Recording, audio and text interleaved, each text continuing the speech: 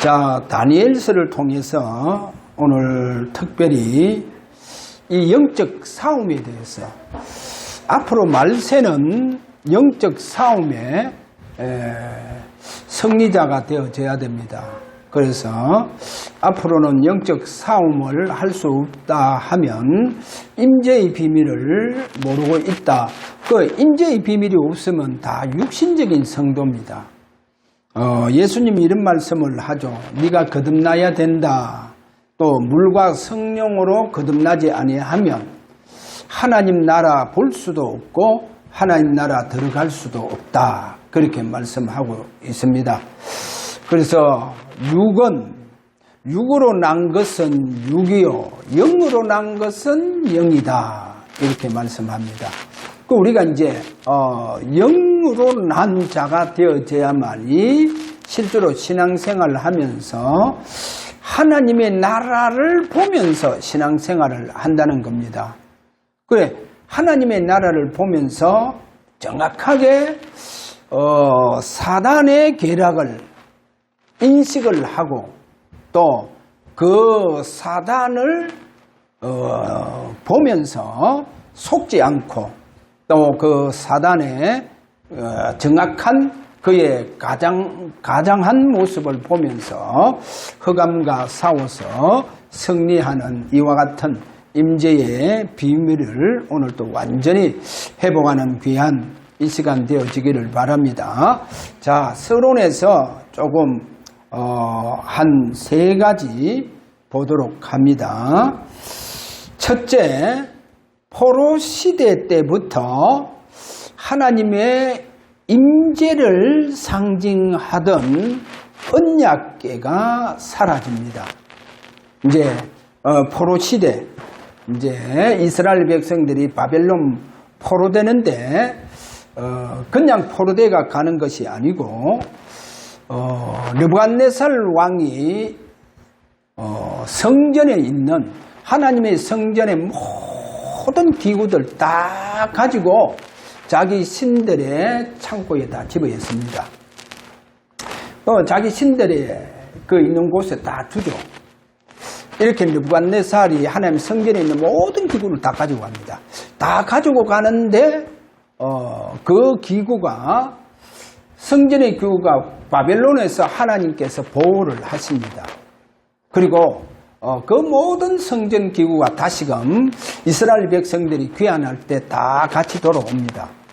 다 이렇게 같이 돌아오는 것을 보여주고 있습니다. 그런데 이 하나님의 성전에 있는 기구가 바벨론으로 옮겨질 때 이미 하나님은 제가 볼 때 예레미야 선지자를 통해서 언약궤는 감추어버립니다. 하나님 언약궤를 감춰버려요. 그래서 포로 시대 때부터 언약궤가 사라집니다. 그 하나님의 임재를 상징하던 언약궤가 그때부터 사라져요. 그래서 하나님의 백성들이 이제는 바벨론에서 돌아와서 성전을 다 건축을 해서 다 짓잖아요. 그 스룹바벨 성전에 보면 하나님의 언약궤가 없어요. 그러면 하나님께서 언약궤를 어디에 숨겨버렸다라고 하는 것을 보여주고 있죠. 그것이 우리가 두 번째로 볼 수 있고, 그런데 이제는 지구상에 하나님의 언약궤가 없어요. 그런데 세 번째로 지구상에 하나님의 언약궤가 없는데 계시록에 가서 보면 계시록 11장 19절에 가서 보니까 천국 성전에 언약궤가 있음을 보여주고 있죠. 천국 성전에는 언약궤가 있더라는 거예요. 존재하고 있더라 하는 것을 보여주고 있습니다. 그래서 그 언약궤의 실체가 바로 예수 그리스도다라고 하는 것을 오늘 네 번째로 그렇게 보시면 됩니다. 자, 언약궤의 실체가 예수 그리스도다. 그러면 그 언약궤의 실체이신 예수 그리스도가 내 안에 자정하고 계신다는 거예요. 내 안에. 그래, 고린도전서 3장 16절에서도 너희 몸이 하나님의 성전인 줄 알지 못하느냐, 그렇게 말씀하잖아요. 그래서 성령이 분명히 요한복음 14장 16절에 보니까 영원토록 우리와 함께 하신다, 그렇게 말씀을 하고 있습니다. 그러면 내 안에 분명히 주님께서 좌정하고 계시니까, 그러면 그 좌정해가 계시는 그 주님이 이제 저와 여러분을 통해서 나타나심의 역사가 일어나야 된다. 자, 이런 의미에서 요한복음 20장 21절에 부활하신 주님께서 이렇게 말합니다. 예수께서 또 이르시되 너희에게 평강이 있을지어다. 아버지께서 나를 보내신 것 같이 나도 너희를 보내니라. 너희를 보내겠다는 거예요. 내 안에 좌정해가 계시는 그분께서 이제 우리를 보내겠다는 거예요. 그럼 우리를 보내는데 마치 누가복음 10장에 가서 보면 70인 제자들이 현장에 가서 보니까 주님의 능력이 나타나더라는 거예요. 그러니까 막 귀신들도 항복하더라는 거예요. 막 죽은 자가 살아나고 막 어떠한 병든 자도 예수 그리스도 이름 앞에 다 치유되어지는 주님의 능력이 나타나더라는 거예요. 능력이 나타나더라는 겁니다. 그 말은 뭡니까?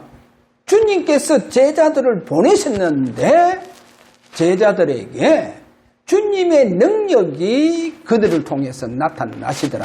그래서 오늘 저와 여러분이요, 내 안에 분명히 좌정해가 계십니다. 좌정해가 계시는 그분이 오늘 또 저와 여러분을 현장에서 나타내 주시겠다는 겁니다. 할렐루야. 자, 오늘 이 비밀을 회복하는 귀한 시간 되기를 바랍니다. 자, 오늘 본론에 들어가서 먼저 첫 번째로 사탄의 세력이 어디로 모여드느냐. 이 구약 때 우리가 잘 보면 그럴 수밖에 없다. 저쪽으로 사탄이 모여들 수밖에 없구나 라고 하는 것을 우리가 그렇게 분명하게 알 수가 있습니다. 첫 번째로 아브라함 때를 봅시다. 아브라함 때 보면 소돔과 고모라라고 하는 지역이 나옵니다. 우리가 소돔 고모라 하나님께서 완전히 유황불로 멸망을 시키잖아요. 완전히 막 그 소돔 고모라를 그렇게 완전히 멸망시킵니다. 근데 이 소돔 고모라를 창세기 13장 10절에 가서 보니까 뭐라고 말하느냐, 하나님의 동산의 비유를 하더라는 거예요. 하나님의 동산과 같으라. 그래, 애굽 땅도 그렇게 하나님의 동산 에덴과 같으라 이래 되어가 있어요. 그러면 왜 소돔 고모라를 하나님께서 완전히 다 멸망시켜 보잖아요. 근데 왜 하나님의 동산 에덴 동산과 같으라 이렇게 말하느냐는 그 말이 뭐겠습니까? 바로 소돔 고모라에 사단이요 총출동이가 임해보는 거예요. 그래, 사탄이 임해붙다는 거예요. 완전히 사단이요 그 소돔과 고모라 완전히 자기 왕국으로 만들어 붙는 거예요. 그래, 어떻게 왕국을 만들었냐? 마치 에덴 동산처럼 만들겠다는 거예요. 야, 요즘 와서 제가요, 저 중동 지역을 놓고 또 이스라엘 나라를 놓고 기도를 하다 보니까 사우디가요, 2030년 안에 보니까 사막에요, 완전히요, 도시를 건설하고 섬에다가요, 최고의 휴양지를 만들고 지금요, 그리고 자기들이 말하고 있는 그 시내산, 그 시내산 앞에요, 막 완전히 막 그렇게 높은 바벨탑을 지어가 그렇게 고드름 같은 모양의 그 바벨탑을 지어서 거기에 최고의 호텔을 지어놓고 그러니까 거기에서 이제 시내산을 내다보면서 식사하도록 그렇게 완전히 막 바벨탑을 세웠는데 그 사막에요 어디 불편한 거 하나도 없을 정도로 또 부족함이 하나도 없을 정도로 2030년 안에 완전히 에덴 동산과 같은 그렇게 짓겠다고 하는 거예요. 이야, 에덴 동산과 같은. 그렇게 이제 도시를, 국가를 만들겠다. 그게 이제 사우디가 지금 그 프로젝트를 가지고 지금 사업에 시작하고, 그 다음에 지금, 이제 도시를 건설하기 위해서요. 지금 공사가 들어갔더라고 보니까. 보세요. 에덴 동산처럼 만들겠다는 거예요. 아니, 소돔 고모라를 성경에 뭐라고 했냐? 에덴 동산, 하나님의 동산 같으라 그래 되어가 있다니까요. 성경 보니까. 그러니까요, 얼마나 사단이요, 그곳에 임재를 해붙는지. 그러니까 사단이 완전히 임재해서 만든 도시를 소돔 고모라. 그러니까 완전히 문화적으로 최고의 완전히 음란한 도시를 다 만들어 붙다니까요. 그래서 하나님 심판해 보잖아요. 그렇게 그 다음에 애국 땅도 에덴 동산 같아라 그리 되어가 있다니까요. 그래 그 애국 땅에 이스라엘 백성들이요 400년 동안 바로 왕 밑에서 노예 생활하잖아요. 노예 생활합니다. 완전히요 사단이 바로 왕에게 얼마나 역사했는지 그리고 그 나라에 박사, 술사들에게까지요, 얼마나 사탄이 역사해붙는지. 아니, 보세요. 모세하고 지팡이 가지고, 모세가 지팡이 뗀지가 하니까 불뱀이 되잖아요. 그런데 보세요. 애굽의 술사들도 와가 지팡이 던지니까요. 그게 뱀이 되잖아요. 결국, 모세가 던진 그 지팡이가 불뱀 되어져서 그 뱀들을 다 잡아먹잖아요. 거기에 보니까 술사들도 지팡이 던지니까 뭐가 됩니까? 뱀이 되잖아요. 얼마나 사단이며 그런 술사와 박사들에게요. 이 사단이 역사하는지 능력으로 역사하든지 보세요. 이와 같은 이적을 행하는 술사들, 박사들 보세요. 그만큼 애굽 땅이 온 땅에요. 사단이요. 얼마나 충만했는지. 그러니까 거대한 강대국이 만들어져 버는 거예요. 사단이 거대한 강대국을 만들었다는 거야. 그러면 그 모든 그 도시의 뿌리가 어디에서 나왔습니까? 니무롯이라고 하는 저주받은 후손을 통해서 나왔다니까요. 보세요. 그런데 애굽 땅이 에덴 동산 같으라. 하나님의 동산 같으라. 그렇게 되어가 있다니까. 그래서 우리가 성경에 소돔 고모라가 아브라함 때 그렇게 불러지는 것이 뭐다? 사단이 임재해 붙는 거예요. 사탄이 임재해 붙다니까요. 저는 마지막 때 분명히 국가에 세운 지도자를 통해 가도 사단이요 완전히 그 지도자에게 임재해가요 능력까지 다 줍니다. 때로는 주의 종도요 완전히 사단이 그에게 임재해가요 능력 다 줘요. 그러니까 우리가 마태복음 24장 15절에 가서 보니까 거룩한 곳에 자기가 그 성전에서 내가 하나님이다 그렇게 말해요. 그래서 이제는 하나님께 제사 드릴 일이 없다. 그러니 매일 드리는 제사 다 폐해버렸다니까요. 그리고 이제 이런 시대가 오는 거예요. 사단이 임재하는 시대가 온다니까요. 여러분 사단이 임재해서 이렇게 에덴 동산과 같은 그리고 독재자로 완전히 세워나가는 이런 시대가 점점 무르익어 오고 있다는 것. 우리 앞에 오고 있다는 겁니다. 그래서 저는요, 이 시대에, 그런 시대에 영적 싸움을 누가 할 것이냐? 누가 하겠어요? 분명히 우리 주님은 육으로 난 것은 육이다.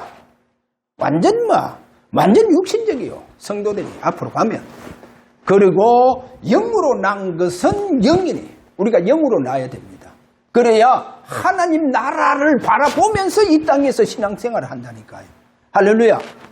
하나님 나라를 보면서 신앙생활하는 이와 같은 그들이 임재의 비밀을 통해서 바로 사단이 역사하는 그들과의 영적 싸움에서 완전히 승리합니다.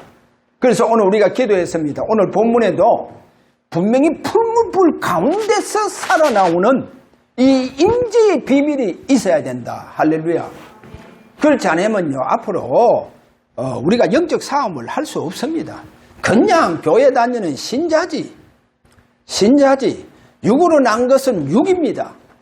자, 오늘 이런 점을 보면서 그 다음에 두 번째 보면 애굽 땅, 두 번째 그거 가서 가나안 땅 보세요. 약속의 땅이잖아요. 민수기 13장 33절에 가서 이제 여호수아를 필두해서 이제 그 가나안 땅으로 들어가지 않습니까? 그래서 그 땅을 모세가 정탐하도록 12명의 두령을 내보냈잖아요. 그들 중에 이제 보고하는 10명을 보세요. 10명이 그 보고가 뭐냐? 거기에 가보니까 네피렘의 후손, 그 네피렘의 후손인 아낙 자손들, 그 장부들이 거기에 있다는 거예요. 그래서 우리는 들어갈 수 없다는 거예요. 우리는 그들의 전부 다 밥이다는 거예요. 들어갈 수 없다는 거예요. 보세요.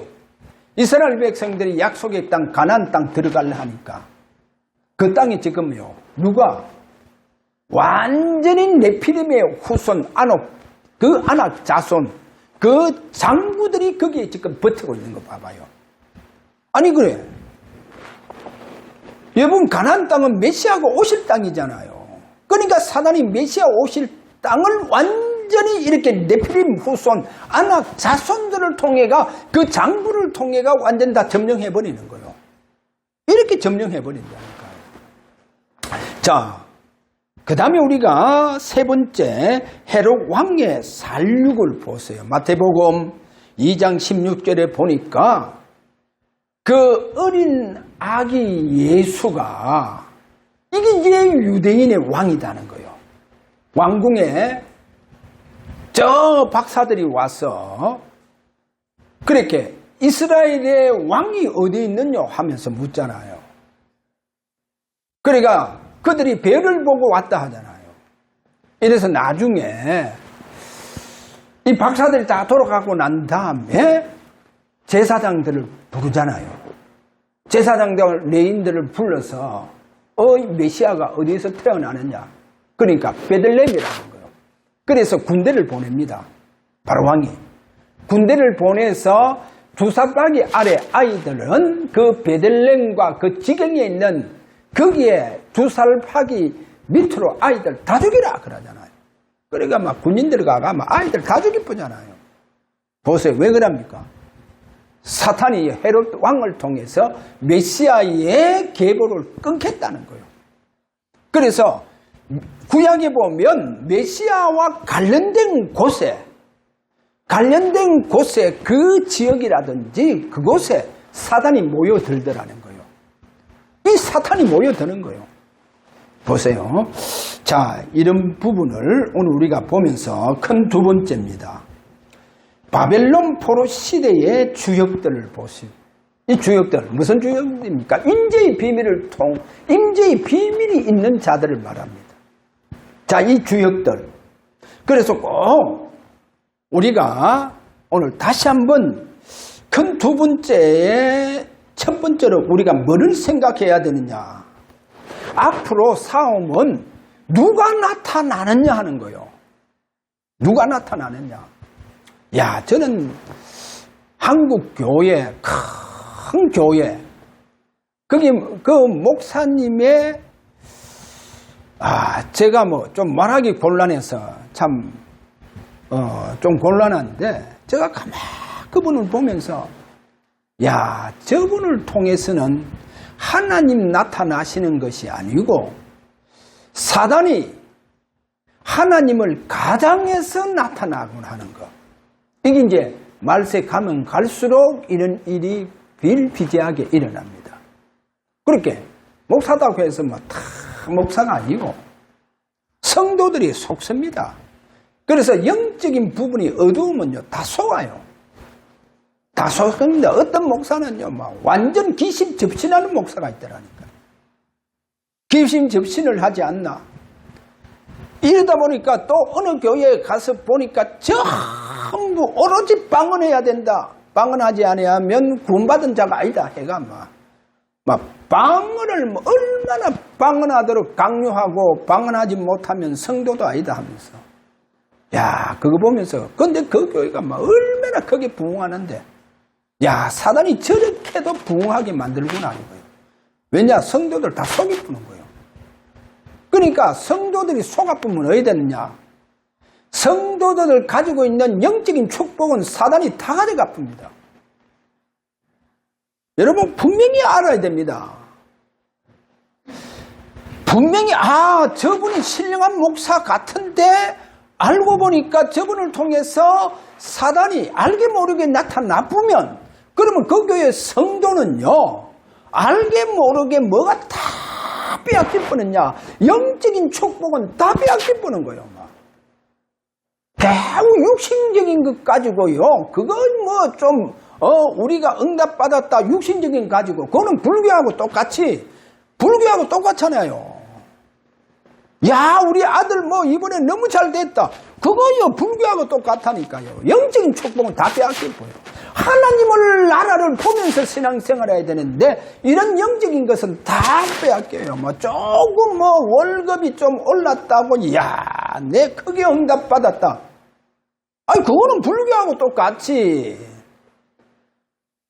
남녀 호랭개꼬하고 똑같이. 야, 나 오늘 병 났었다. 그거 똑같이. 영적인 축복 다 빼앗길 겁니다. 결국은 뭐냐?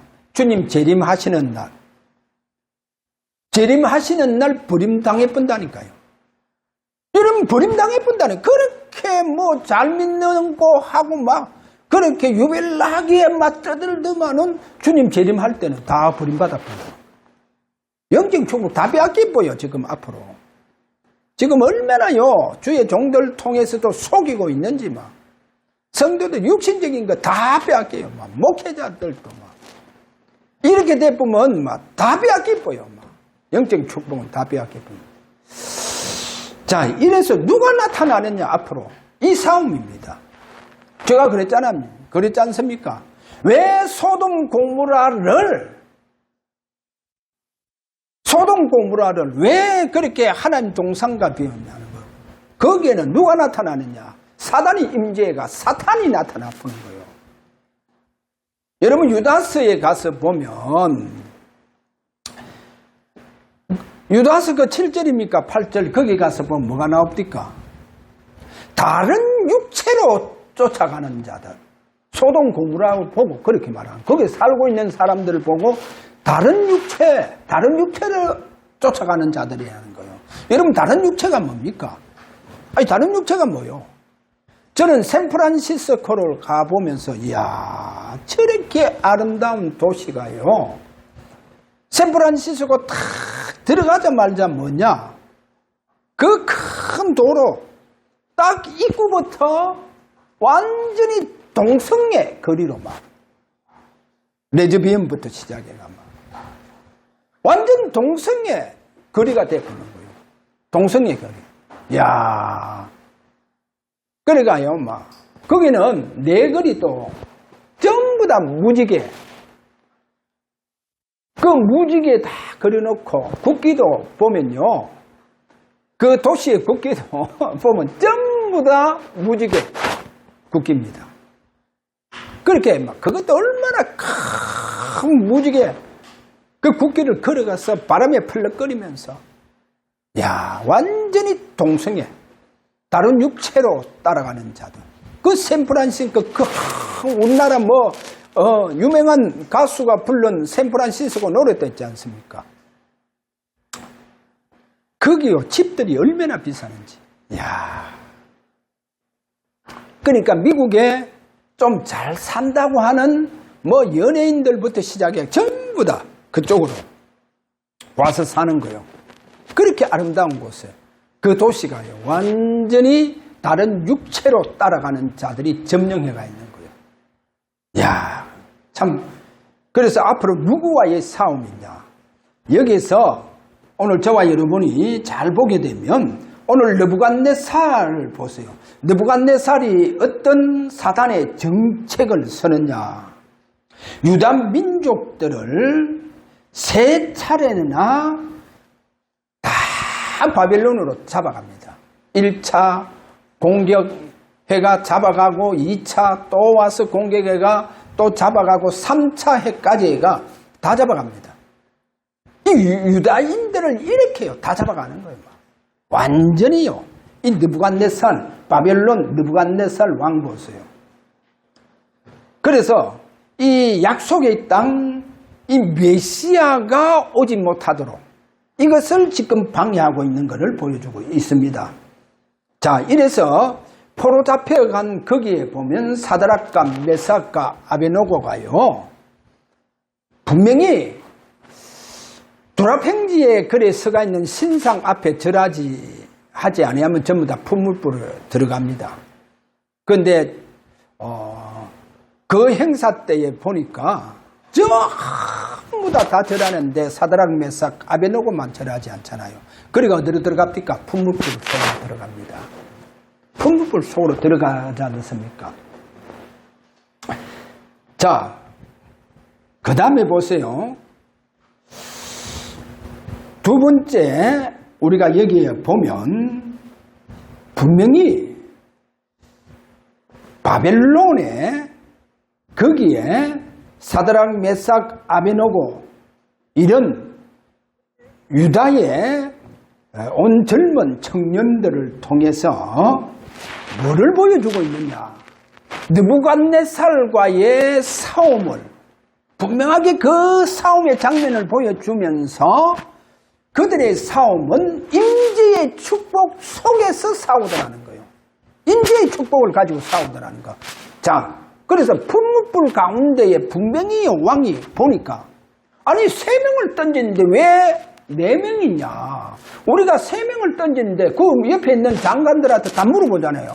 사신 장관들에게 다 물어보면서 고관들에게 다 물어보면서 분명히 우리가 3사람 죽었는데 왜 4명이냐. 왕이요. 보니까 3명을 집었는데 4명이네요. 근데 마지막 한 사람은 마치 신들의 아들과 같아. 누굽니까? 오실 메시아. 그러니까 뭐를 보여주고 있습니까? 그 풀무불 속에 주님이 임재를 해보는 거예요. 그리고 임재하니까 어떤 일이 일어납니까? 보세요. 눈썹이고 옷이고 머리카락이고 거슬린 데가 없고 그런 냄새가 나지 않더라 그렇게 하잖아요. 분명히 그 불에 타고 하면요 분명히 냄새가 나잖아요. 참 보세요. 우리가 이것을 보면서 저와 여러분에게 뭐를 보여주고 있습니까? 자, 오늘 이 부분을 보면서 분명하게 주님의 임재의 비밀을 가지고 싸우고 있는 것을 보여주고 있습니다.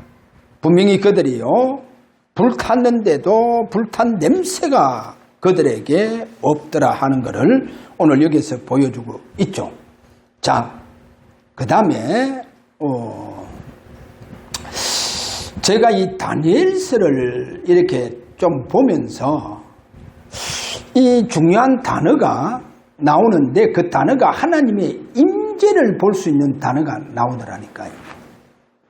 그 단어가 뭐냐? 첫 번째 다니엘서 1장 8절에 가면 다니엘은 뜻을 정합니다.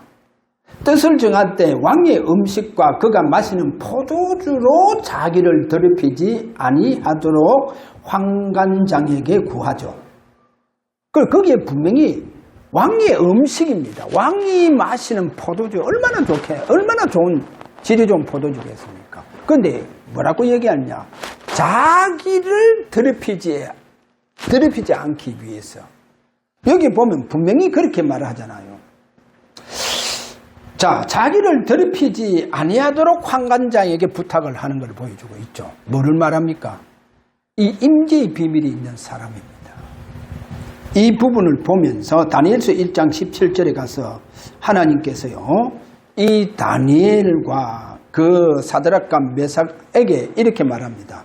하나님이 이 네 소년에게 학문을 주시고 모든 서적을 깨닫게 하시고 지혜를 주소서니 다니엘은 또 모든 환상과 꿈을 깨달아 알더라. 그걸 말하죠.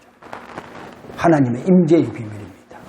그 다음에요, 다니엘서 1장 20절에 이래 말합니다. 그 지혜와 총명이 온 나라 박수와 술객보다 10배나 나은 줄 아느니라. 그러니까 박사 술객보다도 10배나 뛰어났다는 거예요. 그리고 10배 뛰어났다, 이 게임이 안 되는 거예요. 자, 이렇게 하나님 그들에게 총명을 주셨다. 그 다음에 보세요.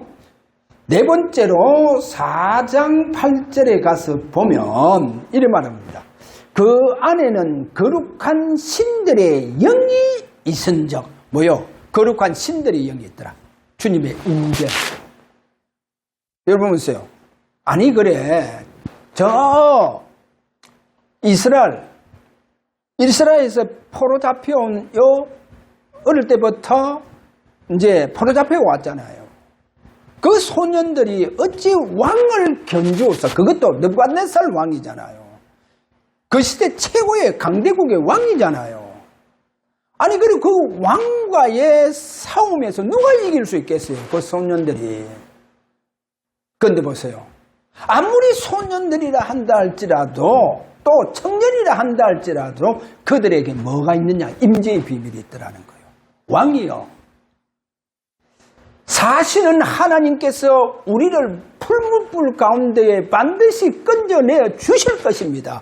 그리하지 아니하실지라도 우리는 불 가운데 들어가겠습니다. 왜냐? 왕과 왕이 세우신 신상을 우리는 절하지 않겠습니다. 보세요. 대단하죠? 풀무불 가운데에서 살아나오는 그 신앙입니다. 그 신앙이 뭡니까? 오늘 우리가요, 바로 임재의 비밀이라는 거. 그래, 앞으로 임재의 비밀이 없으면 안 된다는 거. 이 부분 다시 한번 우리가 잡아야 됩니다. 자, 그러면 세 번째, 말세 성도와 교회의 영적 이 비밀이, 자, 조금 전에 얘기했죠. 누가 나타나느냐와의 싸움이다. 그래서 주의 영의 임재의 비밀이 없으면 싸울 수가 없다. 왜냐?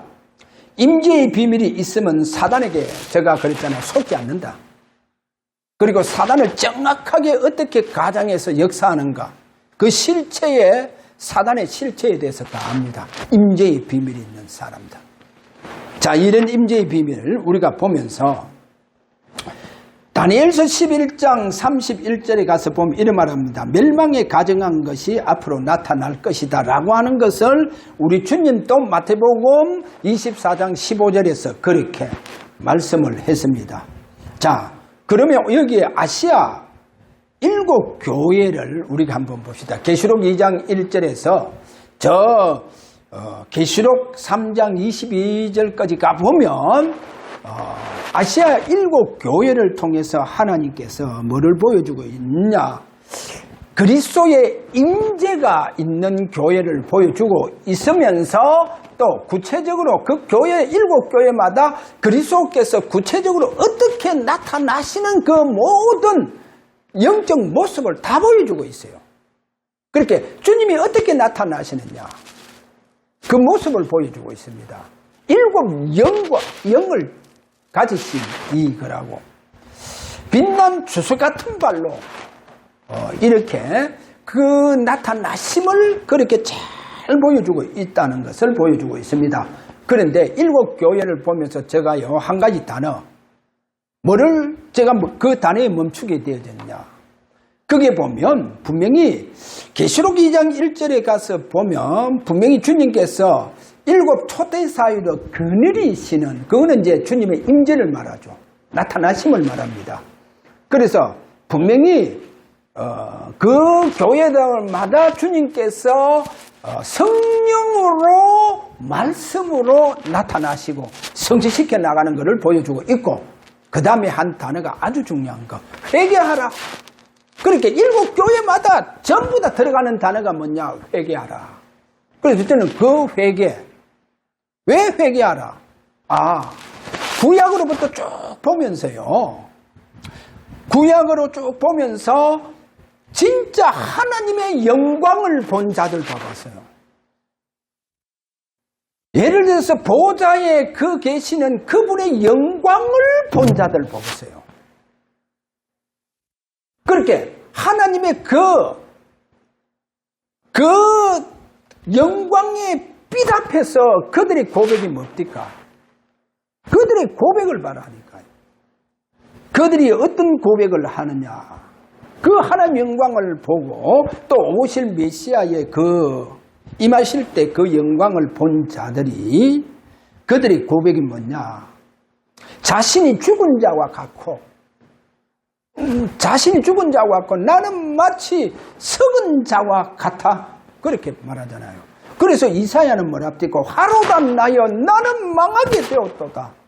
나는 입술이 부정한 백성이요, 입술이 부정한 백성들 중에 거하는 자라고 그렇게 고백하잖아요. 여러분, 욥기서에 가면요, 욥이 하나님의 영광을 보니까 어떤 고백이 나오느냐? 욥기 13장 28절에 가보면 욥이 나는 썩은 물건에 낡아짐 같으며 좀먹은 의복 같으니이다, 이렇게 말합니다. 그 다음에 다니엘서 10장 8절에 가보면 뭐라냐? 다니엘이 이렇게 말합니다.